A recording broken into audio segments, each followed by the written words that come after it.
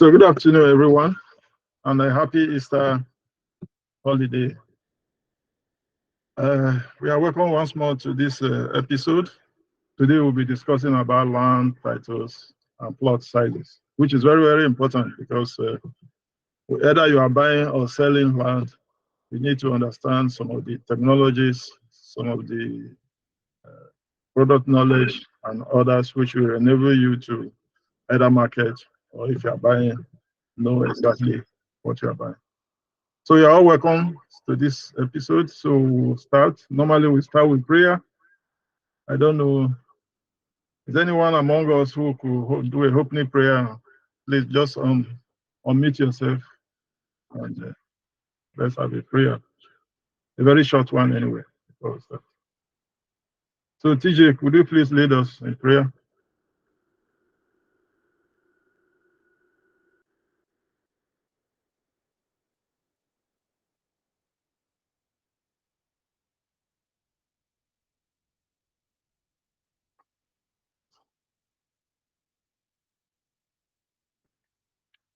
Is TJ there?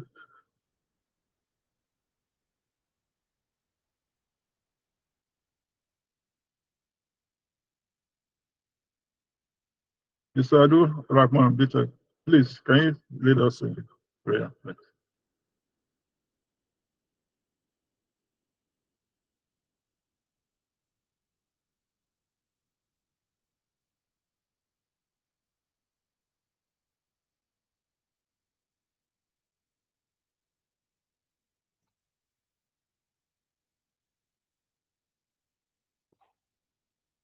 Hello, since we are shy to lead prayer, so let me just make a short prayer so that we don't waste time. Father, we thank you, we bless you.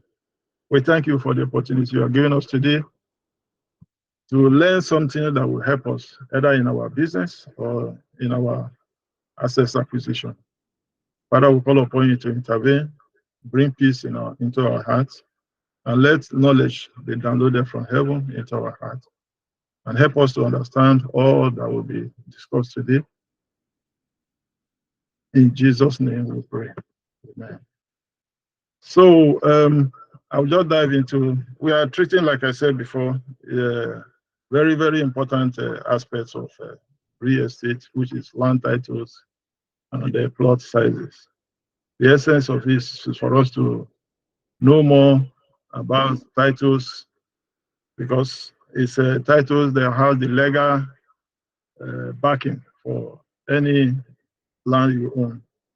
The title determines the authenticity of that land, and also the plot sizes. We know what we are buying. Is it how big is the plot, the measurements, the dimensions, and others. This will guide you in any decision you are going to make or in presenting your product to buyers. So today we dive into it. That is the title. Most of you know me, but in case if you don't, my name is Peter Ivy. I'm an architect and a town planner based in Berlin. I'm a team manager for P1 Group. P1 is one of the biggest real estate companies in Nigeria. They have more than 63 affiliates or branches to say, and employing more than 800 workers and more than 1 million independent marketers, PBOs. P1 has estates in most of the states and big cities in Nigeria. In all, they have more than 56 estates, 560 estates, sorry. In Lagos alone, they have more than 200 estates. In Asaba, Essex, Delta State, they have more than 150 estates. In Benin, they have 8 estates. I think in Abuja, about 20 estates. Also, they have in Nasarawa, in Taraba, in Kano, and all the southern, other southeast, and southwest area districts in Nigeria. So all in all, they have more than 500 estates. So that is who we are representing, and they have been in the business for 12 years, and they are still kicking. So P1 is a very good company.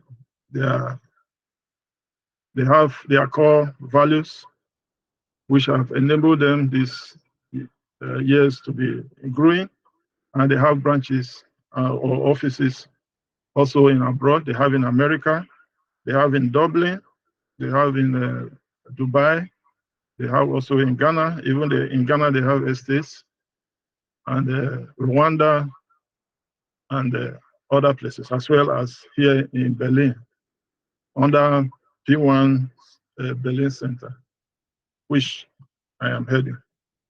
So let's dive into what we're here today. So I want to be treating land title and plot sizes. So this is the agenda for today. For a better understanding, we'll be talking about land title documentations, plot sizes, and measurements. We're going to be discussing. Then we'll give opportunity for questions and answers, and the introduction of new PBOs and visitors. PBOs are those who are officially registered as agents. We call them P1 business owners. And thereafter, we'll do some announcements. Maybe today I will be giving some incentives to help motivate people to start their business. So, sorry.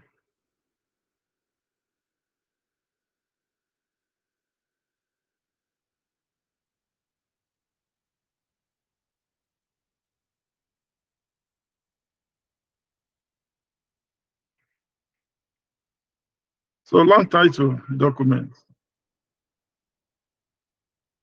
A title we know is the legal rights of landowner has over the land. Also, the title for a piece of land is noted in the title document that are given to the owner when he bought the land, or that he acquired after he had already bought the land. The title documents show that the owner is the legal owner of the land and serves as a proof of ownership. What it means is that the title is a legal document, it's a legal tender for anybody who is buying the land. Any land has to be associated with somebody, and the government also is the one who has the sole right to issue such titles. So in any land that you buy or sell, these questions always come: which title does the land have? And every title has its own benefits or area of implications. So we'll be talking about different types of title. There are very many actually, but I picked out 6 of these, which we will discuss today, which is the common one. There are other types. So we have the certificate of occupancy, which is the highest of them all. Then you have the deed of assignment, which is a transferable document. You are transferring your interest in any property to another. You have the land survey document, which is the measurement of the land with demarcations, which will help for the geographical location of that land as well. So we have incision. Incision is when the government gives the right of ownership of a certain parcel of land to communities as source of compensation or agreement, especially in areas that are fast developing, where the government has interest in acquiring. So they may negotiate with the locals or Oba or the chief in that area and said, okay, we'll give you this land, the other one we'll take for our project. Then you have governor's consent. Governor's consent is, like I said, certificate of occupancy is the highest of them all. You can't go above that. But certificate of occupancy is only issued once. You cannot be twice. You cannot change it to any other person. Once you issue on a person's name, it remains so forever. So that's where governor's consent comes in. In case if you are buying a property that already has certificate of occupancy, what you do is to process it through the government. You have to make an application to the government, whereby the government will issue a cover letter stating that that occupancy has the rights and interest in that occupancy have been transferred to a new owner. But the occupancy, the certificate of occupancy will still bear the name of the former owner. So we'll go into each and every one of these types of land title.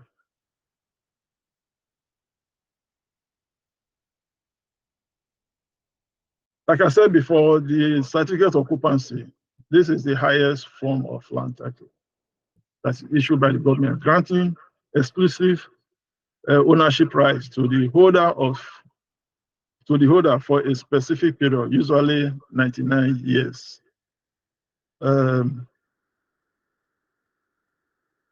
99 years, somebody may ask what happens after. To tell you the fact, I don't know if I'll be around to know. But from other cases, it's normally after 99 years, supposed to go for a renewal. But I've never, it's rarely, except in a highly developed area or land. Certificate of occupancy, it provides legal evidence of land ownership and is typically obtained through the state government's land bureau or Ministry of Land. From here, you will see a sample how it's issued. I didn't want to show a lot because it's a secret document. People always take care of it, to make sure it's not exposed. This is a typical one issued for a property. In case if you have applied for one or have one, you will know how it looks like.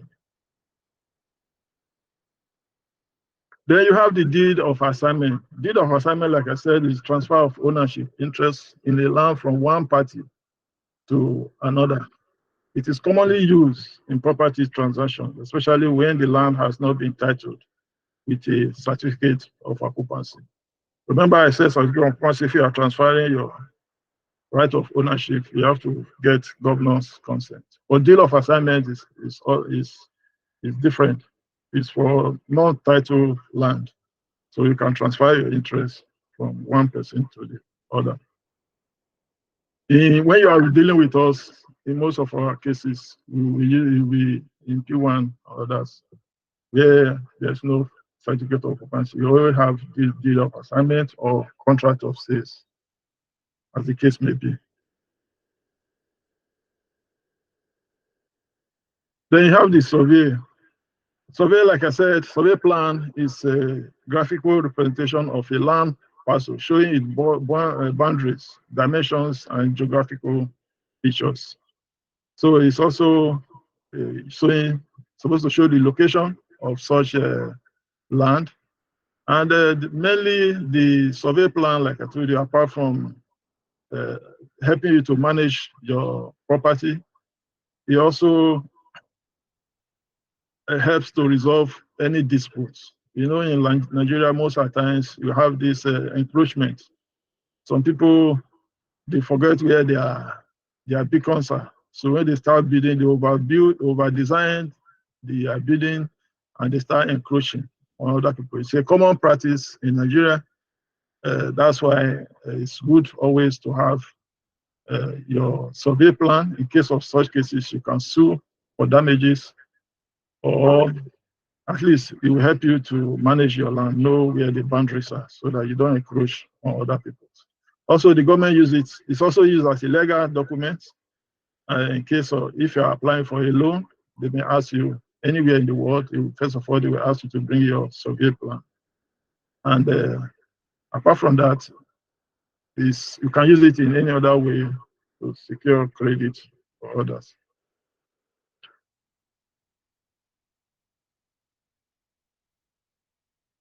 So accession, like I said before, accession is the government releases land to indigenous or indigenous people or settlers through a process called land accession. The accession should be officially gazetted in a government publication to be legally valid. What does that mean?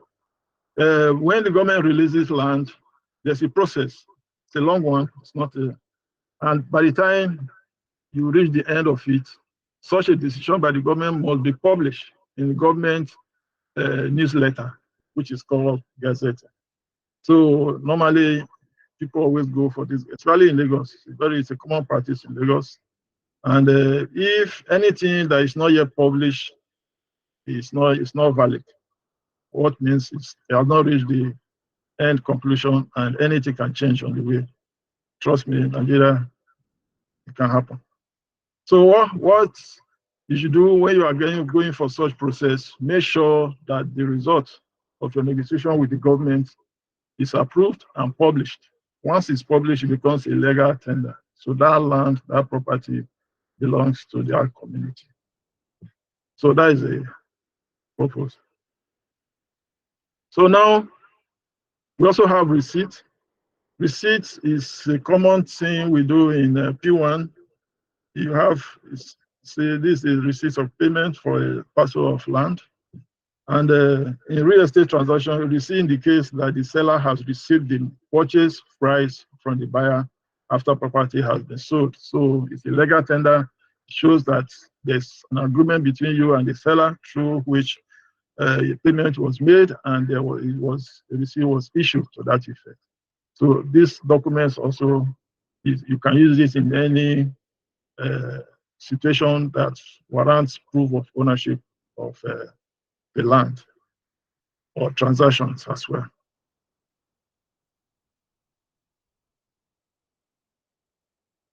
Governor's concept. Like I said before, the certificate of occupancy is the highest title, land title that there is in Nigeria. And this certificate of occupancy is only issued once to a person. You cannot go and change the name on that person. So, but in case the person has a certificate of occupancy, wants to transfer his or her interest in that property to any other person, you need to get the governor's consent in case they want to go for further documentation.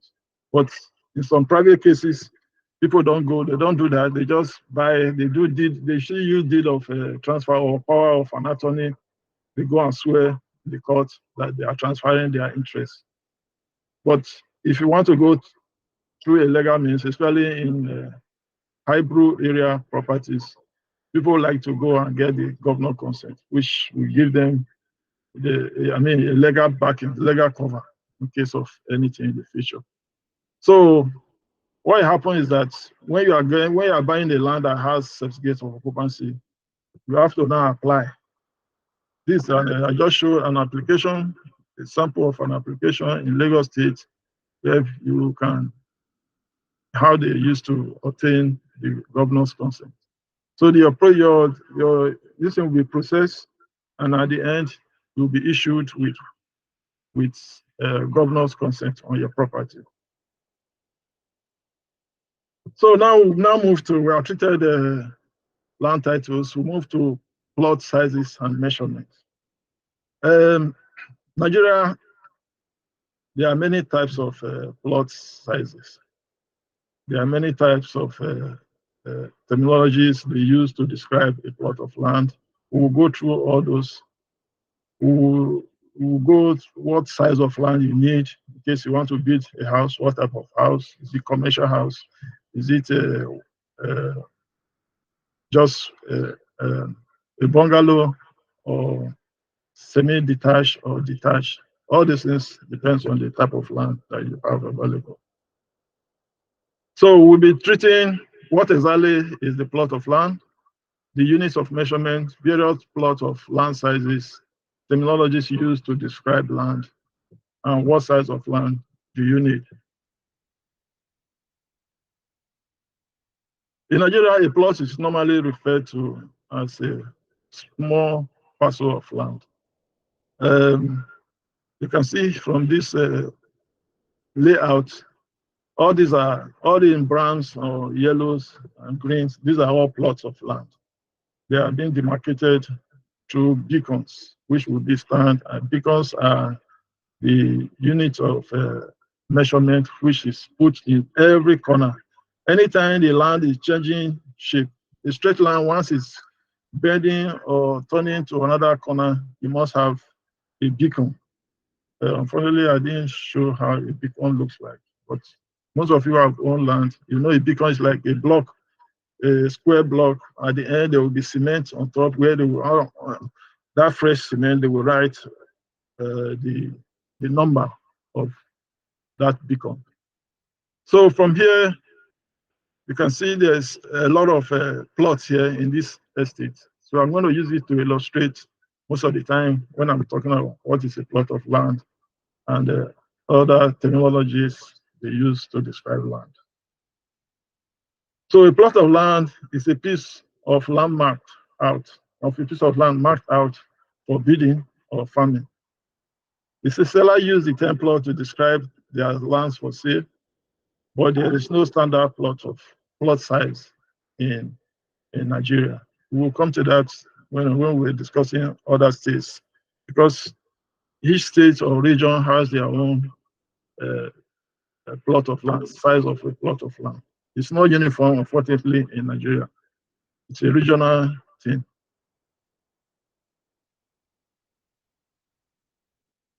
So the units we use in Nigeria to measure plots in the modern time now is metric system. But in the olden days time, we used to use the imperial system, that is feet and inches.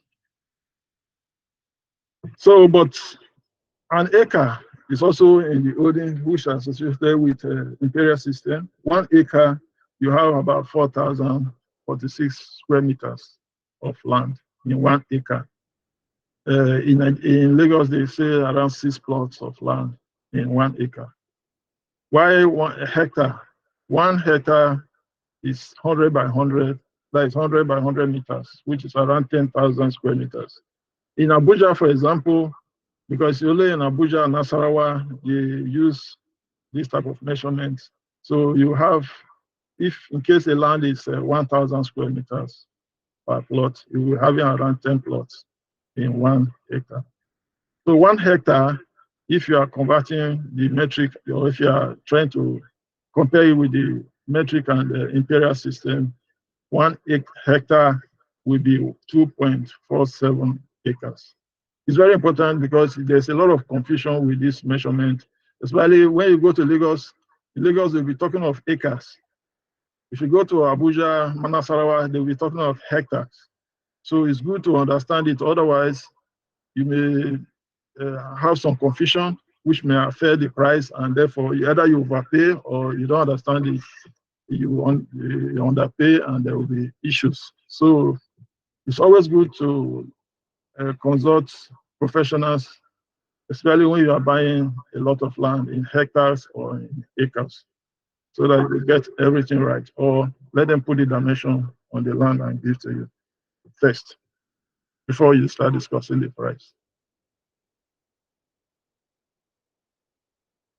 So there are various plots of land sizes in Nigeria. I'm going to go through let me put them.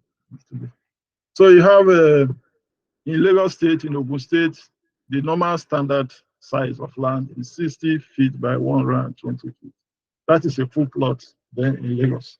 But it's no longer so because land is becoming very expensive, and most estates, when they buy land, they have to create roads, and so they use some of this land to let's say, for example, you don't get this 168 square meters any longer. Most of the times, if you check the advertisement, you see 600 square meters, 500 square meters. The difference, this is just what I'm trying to explain because I'm also into real estate development. The difference is that the difference of 10 or so square meters they take from every land, they use it to make the roads. Because the people who are selling the plots, normally by law, supposed to create roads. But you know how it is in Nigeria, especially where in area where there's a scarcity of land. So they don't want to give much. So you as a real estate developer, when you buy the land, you have to find a way to make ends meet. So that's why they are giving different. So in Lagos, the normal standard price land size is or area is around 600 square meters. Then if you check Benin, that is Edo, Oyo, Rivers, Delta states, and others, they use 50 feet by 100 feet. The equivalent in the metric system is 464.5 square meters. Normally, this is also known as half plot. Before, in the olden days, you used to have 100 feet by 100 feet. It's very rare nowadays because, like I said, scarcity of land. People are trying to economize the land they have. So no, you hardly see somebody who build a house on a 100 by 100 feet land. That's full plot. Normally, they divide it into two, and it's really enough because in Germany here too, you see people on 300 square meters building a house. In short, that is standard now in Berlin most of the time. You get land for 300 square meters, which is less than half a plot in Nigerian standard. And it's enough for you to build your small unfamiliar house or detached house, family house. So the same thing is coming to Nigeria because of scarcity of land. They are deciding, even now they have quarter plots, especially in Lagos, in Asaba area. It's no longer half plot, they have quarter plots. And I can tell you it's working out. Quarter plot is equivalent to what is we have in Berlin here, which is 300, about 300 square meters, 200 and something square meters. But, so in Nasarawa, Abuja, ASIS, Abuja used to be very good. I remember in the early days, if you are buying a plot, minimum is 100 or 1,000 square meters. And in Nasarawa today, they also use that same measurement. But like I said, land is becoming very scarce. If you go to Abuja now, you will get land for half that. That is 500 square meters for land.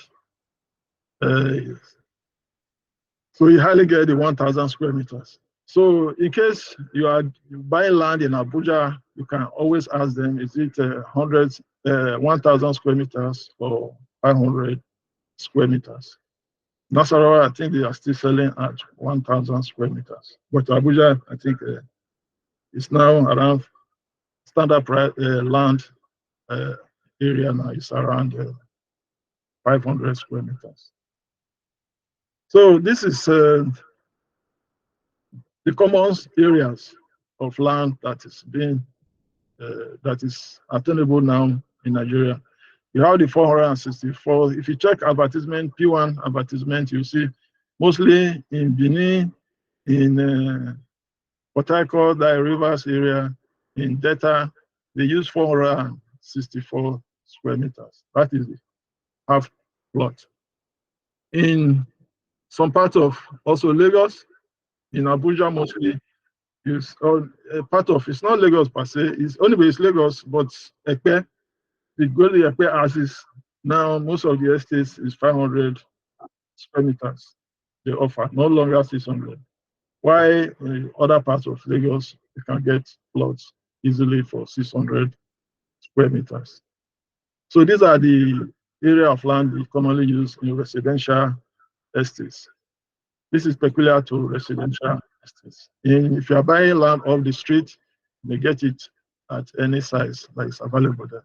But in most planned estates, these are the measurements they use.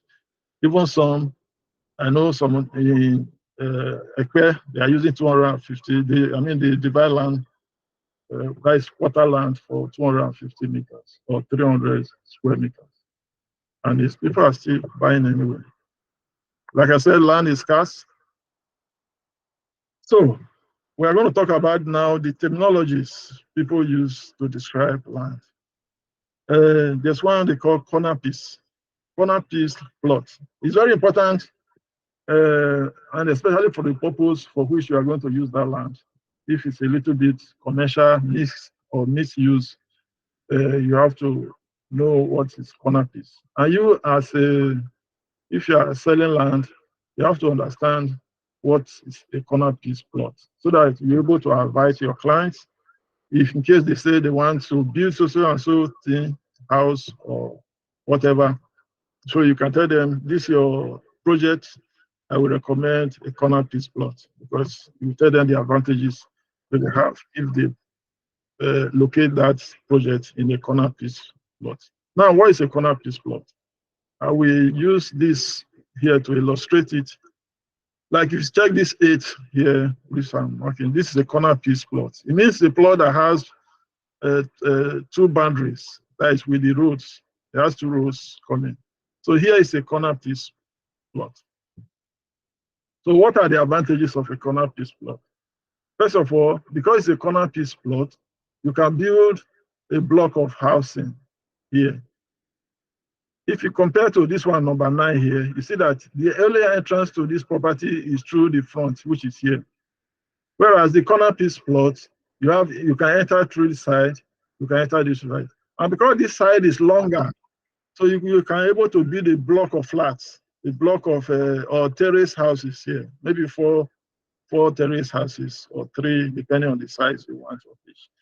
So people will enter the compound through the side. So that is the advantage.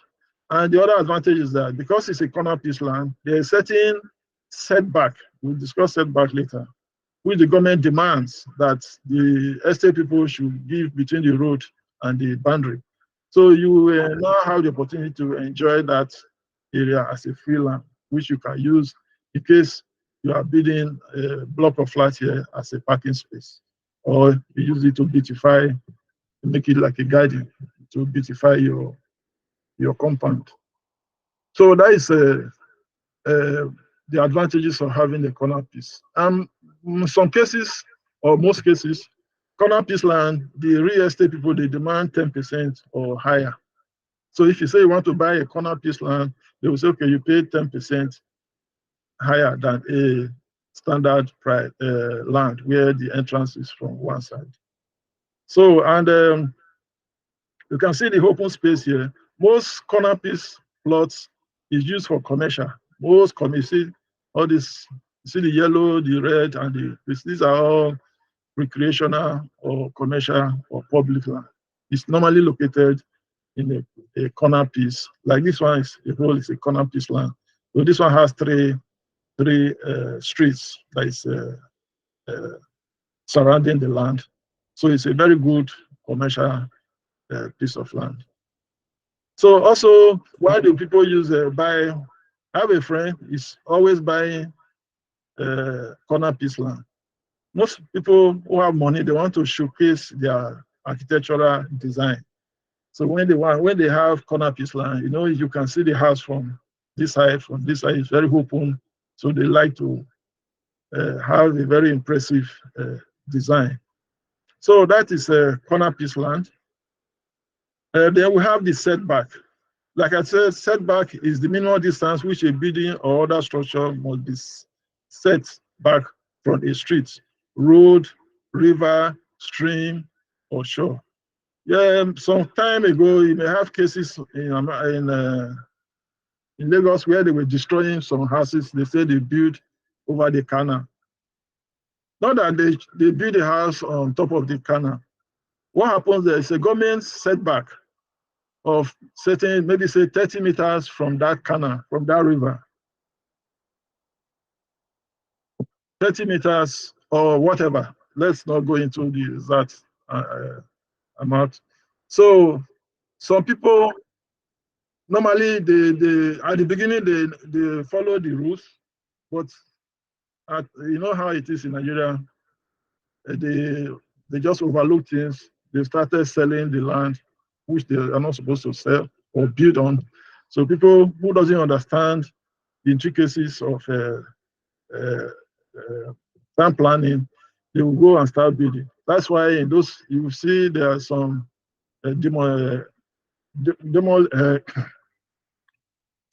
uprooting of lands, demolition of lands in Lagos. I think I was 3 months ago. But those people doesn't understand all these intricacies. We say they bought land, they do this, the plan was approved, and now the government is destroying it. That is not true. It's just that we tend to take shortcuts in Nigeria. Those most likely those approvals they say they have are fake. They are not, or giving. You know how it works. If you give them something, they can always produce it for you in Nigeria. But that is the rules. The important thing is to know that this setback is also forbidden. Like any building, you must give 3 meters to your neighbor. You don't just come and build and you begin to drag or encroach on your neighbor. And that's why the plan is very important. Because from the plan, you're supposed to give 3 meters to your neighbors. You know, like here now, I will go with this. Let's say you are number 13 here, and you want to build your house here. From this green side, you have to give 3 meters. From your neighbor, number 11, you have to give 3 meters. From your boundary, from neighbor 14, you have to give 3 meters from your boundary. You know, and from the street here, you have to give 6 meters. So these are the rules. But you know how it is in Nigeria, some people don't follow the rules. And when the government come and they start shouting that the government is taking their land, is breaking their, is demolishing their houses and others. Actually, it's not true. They didn't follow the laws. In Germany here, it's never done. Even before you do anything, you go for, even when you set out your house, before you set it, you have to go for approval. Every stages of construction, there are people who comes to control the house. There's quality control, there's fire control, and all town planning and others. So that at the end, you don't build your house finished and somebody will come and say, everything's wrong, bring it down. You know, that's a very, that would be a big loss to that very person. So setback is something you should know. It's not something as a seller you should know technically, but it's good you have that knowledge so that when you are advising your clients or when you buy a land, you should always ask them about or know about it so that you are not surprised in the future. The misuse land. We are talking about technologies that are used in describe land in Nigeria. Misuse land is a land, you know, when you go for CFO, government gives you CFO based on a category of land. Like they can give you CFO only for residential houses. They can give you CFO only for farming. They can give you CFO for commercial. Also, they can give you CFO for mixed use land. This one is very powerful, mixed use land. That's why we brought it here. Because what it means is that you can build residential, you can build commercial together, either as one or independently, depending on how big that land is. So when you, mostly it's in Lagos, all these big areas where they have such misuse land. Also, if you are acquiring land for an estate, you want to have a very, if it's a strategic location and you are thinking of the value, how to increase the value in future, you can apply for misuse land. And they will give you all the category, what they need and all the terms, all the requirements. If you fulfill them, then your land could be given a CFO, you marked for misuse land. It means you can do anything. You can do commercial, you can do shopping complex, you can do residential, block of flats, all those things, high rise, all those things. So that is misuse land terminology. Then you have also, this is peculiar to Lagos, you have dry land or marshy or waterlogged land. This is a very common question. Very, in short, even today, somebody called me, this was what we were discussing. So normally, if you are buying land in Lagos, people always ask you, is it a dry land or is it a marshy or waterlogged land? Because of the peculiarities of land in Lagos. So it's good if you are buying land to know all this, whether it's a marshy land, because there's some land, if you buy it for you to bring it up to standard, that is by filling it, you will spend a lot of money, a lot, even more than what you use in buying it. Also, so you have to know that, and as a seller, you have to know that so that you warn the buyer that this land is buying is waterlogged, it's a marshy area, that you need to fill it up before you can build anything on it.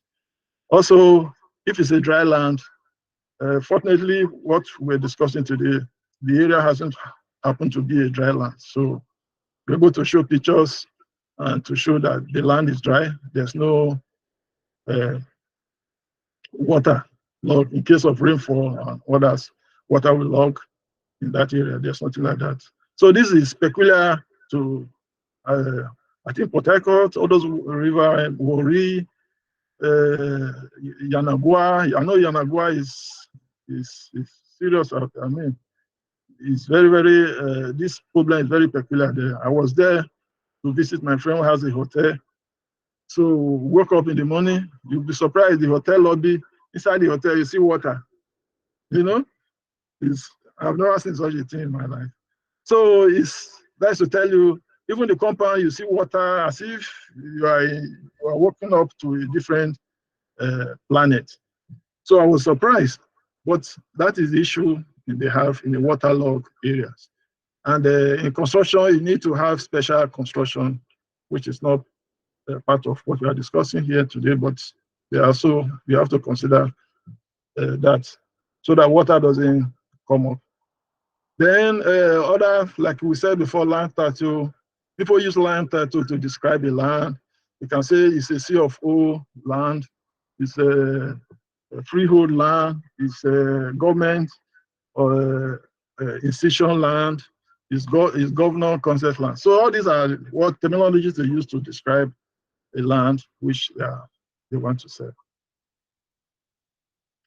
So this is good. This is all for today. Like I said, title, you need to know the titles to a land. As a title is a proof of ownership. And if you're marketing or buying, you're able to explain to the person that these are the title the land has. And if the person is satisfied or wants to take the title further to perfect it, in case if it's not CFO, at least the person on onset must be aware so that there's no surprises in future. Land sizes, like I said, is regional. Every region has its own type of land size. Like in the south, Edo, Delta, and Bayelsa and others, they use a half plot of 50 by 100. While in Lagos and Oyo, so they use this 120 feet by 60 feet. While Abuja, Nasarawa, and others, they use the 100 by 100 or 1,000 square meters of land. So I think we'll stop here today so that we just about 1 hour now, just 40 minutes or 50 minutes of presentation. So I will now open the floor. Let's ask questions. If you have any questions, please, you can ask. Thank you very much for listening. Yes, please. Yeah, thank you very much for the presentation, sir. You are welcome. Yeah. Sorry, I might have missed this. I joined later, so I missed the early part of the presentation. So Okay. when you talk about the survey plan, so I think I've usually had this as red copy or something. So like when let's say someone that want to like purchase a land, the person has already done the red copy of that land, so and they want to sell it. So in transferring that land to you, so as is it expected that the buyer to buy is expected to buy is expected to do another survey plan in his name, or how is that done? Yes, yes. If you are buying a land, if it has a survey already, it's better you do it in your name because survey you can always change the ownership without any legal process. So all you need to do is if you have the sales of contract or contract of sales, your deed of assignment or power of an attorney, what I immediately have is the next thing, or even before you do all this, the next what you do when you are buying a land, once you give the deposit, is to start the surveying plan in your name. You know, you don't need to use the old person's survey plan. That is very dangerous, you know, because any survey that you do, you register it with the government. Most people in Nigeria, they don't register their survey plan with the government, which is a very, very big mistake. too. Yeah, So that's what I'm trying to say. The landowner has already registered the land. The person that want to sell it. okay, if you are registered, then he has to give you power of an attorney. Okay. He has to give power of an attorney. That is what the lawyers will do, and they go to the court and sign that he's transferring his interest to you. But Okay. that Okay. alone will not. You can still do. You can even write in the contract that you are allowed to do your survey. So once you do your survey, you can still do your survey and lodge everything with the government. But with power of attorney will be able to take care of that. Okay. Okay. Thank you very much, sir. You're welcome.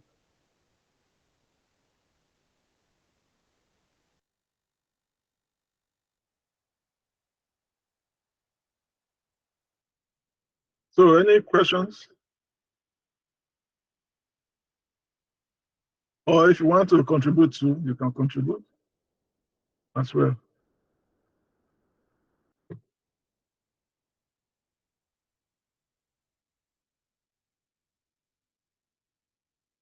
So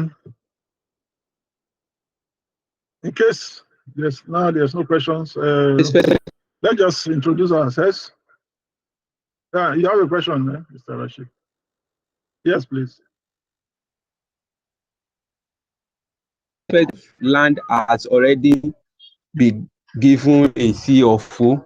In other words, it has a CFO title on it, and someone has another person acquire it. What they need to do in that regard is to do the title change. Hello, sir. And if Yeah, it has okay, CFO, Mr. the Rashid. only thing they can Yes, do in that regard is to get the governor consent, as we have said already. yes, that is correct. Yes, sir. Mr. Rashid, are you the one, the surveyor? Yes, sir. Okay, I didn't get it. Okay, Mr. Rashid is Yes, sir. a registered Yes, surveyor. sir. Yes, sir. Yes, sir. So, in case anybody needs his services, please always Yes, sir. attend to him. Yeah. Anyway, it's good that here. I didn't know at the Thank you, sir. beginning. You were the one. I thought it's a different person. You are Yes, welcome. thank you, sir. You are welcome. Thank you. Thank you for the So, presentation, sir. no problem. You are welcome. Thank you. So, let's. I think almost everybody is gone in the meeting. So, thank you very much, Surveyor, for coming. May God continue to bless you, and thank you Thank you, sir. for your work. I believe that you are there by the grace of God, will be able to collaborate in our projects as they come. All right. Thank you. Bye bye. So, yeah, you are welcome. Thank you very much. So, bye bye. TJ, how are you?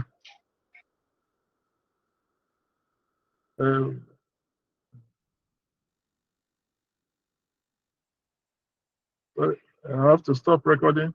Thank you.